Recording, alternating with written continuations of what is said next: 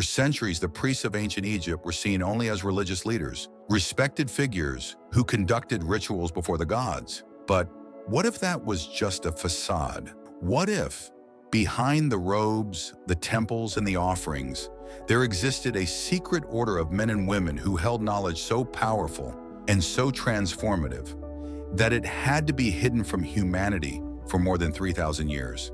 Today, you're about to enter a veiled world. A world where science, spirituality, and magic intertwine. A world where truth was encoded in symbols and rituals were keys to awaken dormant powers.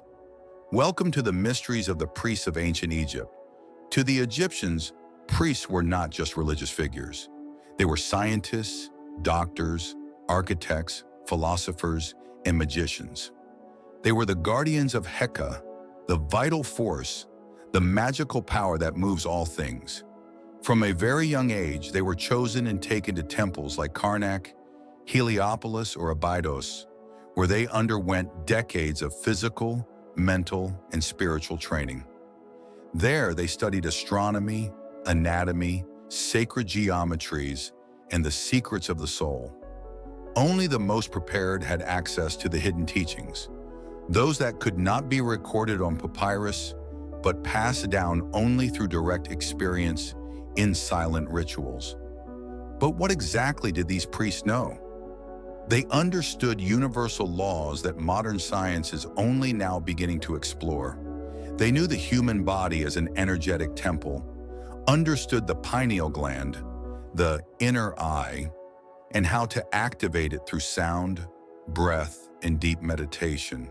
Chakras, energy fields, vibrations. All of it was part of their knowledge. They believed true death was not an end, but a transition, and that the physical body was only a temporary shell. The famous Book of the Dead was not about death, but about conscious rebirth. They also studied the heavens as a spiritual map. The stars for them were not just distant lights, but guides, portals, and reflections of the human soul. Many rituals took place only on specific dates in sync with cosmic events, like the equinoxes, planetary alignments, or the rising of Sirius, the most sacred star to the Egyptians. But perhaps the most enigmatic aspect of the priests was the initiation process.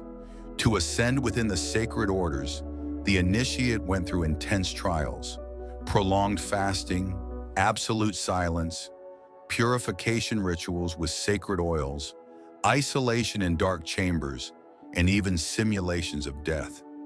These rituals weren't symbolic. They were real and transformative. The initiate had to die to the old world and be reborn with a new perception. Only then could they access what was called the higher Ka, the divine spark within us all, but awakened by only a few. During ceremonies, the priests used instruments like the sistrum, which emitted specific vibrations capable of altering mental states. They also chanted sacred words, not just to communicate, but to shape reality. They believed in the creative power of sound.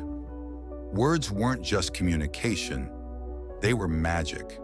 And this power was also encoded in the hieroglyphs.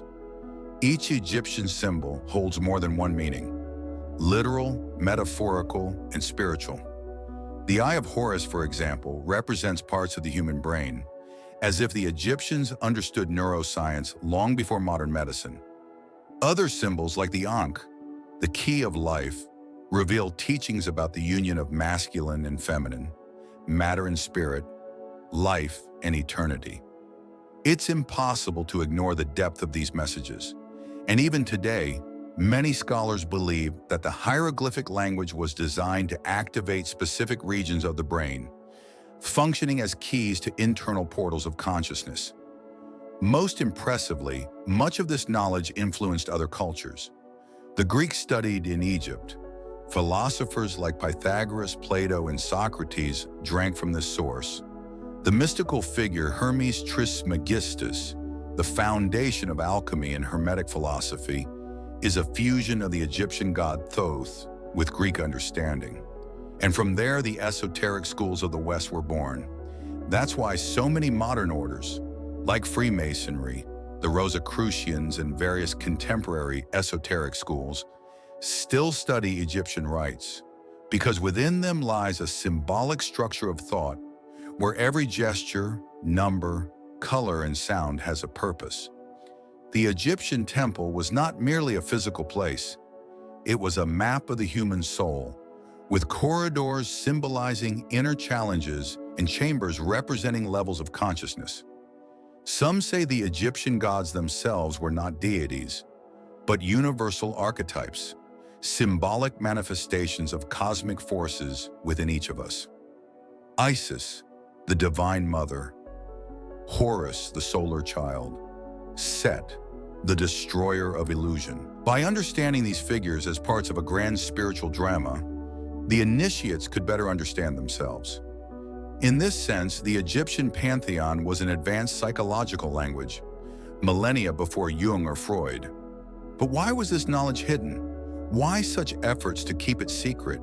Perhaps because those who control the spirit control reality.